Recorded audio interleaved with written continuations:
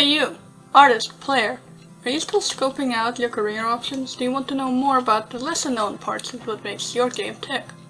Well, here's the personal top 5, what they are and how they are important.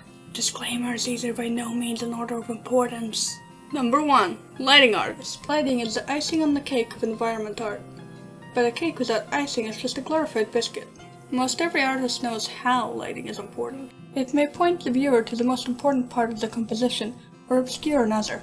You can subtly tell a viewer how to feel about a painting or composition, whether the mood is sad, heroic, secretive, or just happy. Placing lights and negative light in video games around an interactable, often 3D set becomes more difficult, as you still try to generate a certain mood and keep important parts of the scene visible from all possible angles. Well-placed lighting is responsible for making the environment assets and models pop and transfix the player.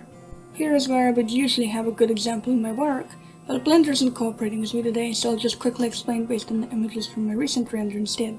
To make sure the shadows look natural, there were 2 light sources used, so shadows wouldn't look gray, as usually light bounces back from the sky, making blue water shadows in natural lighting.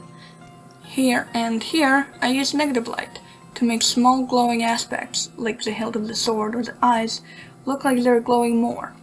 Then I added a cone light upwards to the sword so the metal texture could really be seen properly. Number 2. Texturing.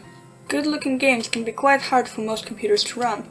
This is where texturing comes in, to make the game look good and provide a smoother performance. Texturing is responsible for, well, the texture of the object, as well as mapping how light will interact with the 3D model. Texturing also helps with baking a model, which is turning a high-poly model to a low-poly one, without sacrificing the details. This keeps the player tricked, graphics good, and everyone's computer happy. The images I'll be flashing are some of the works texture artists are in charge of. There's texture nodes, there's a lot of mapping, such as UV maps for color, normal maps for texture depths, roughness or glossiness maps, which is self-explanatory, high maps for smaller depth-related details, emission, roughness, opacity, etc. The best example of why texture art is important that I have is this artwork by Zugzug on ArtStation. You can see this 3D model looks like it has creases and minor details, but the actual model shown on the right doesn't have any creases in those places, it's just an illusion. Number 3. UI. There's good UI, there's bad UI, and there's UI seem to fit the game exactly. UI stands for User Interface. Everything from your options menu to your health bar and ability icons is UI. Your inventory, your map menu, not to mention the phone games like Candy Crush. I could go on, but I won't, cause we'll be here all day. Paired with the term UI, you will also see the term UX a lot, which stands for User Experience. UI artists have experience closer to graphic design more than any other artist in video games. Without UI, the game would be unplayable. While bad UI can be an eyesore, good UI enhances the game so much, so often subtly, to which I'd suggest try picturing some of your favorite games without their signature UI. Pretty bad, right? Number 4. VFX. VFX, not to be confused with UX or any other acronym, stands for Visual Effects, and it's all the things that help your brain intuitively understand what is going on around the screen.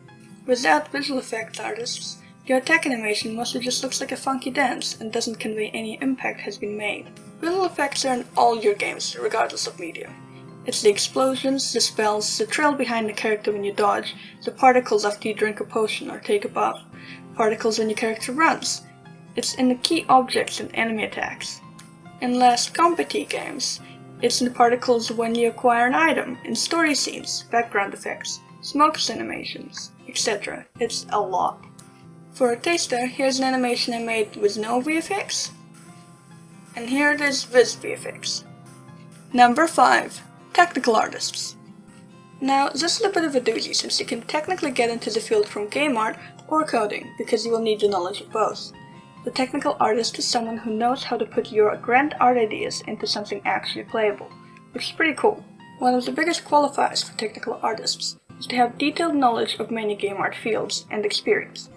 Thus, I don't think any one technical artist will have the exact same impact or skill set as another, so I can't elaborate about it further yet.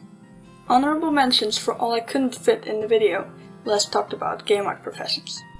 Prop artists, riggers, promo artists, art directors, and I encourage you all to look into those on your own as well. See ya!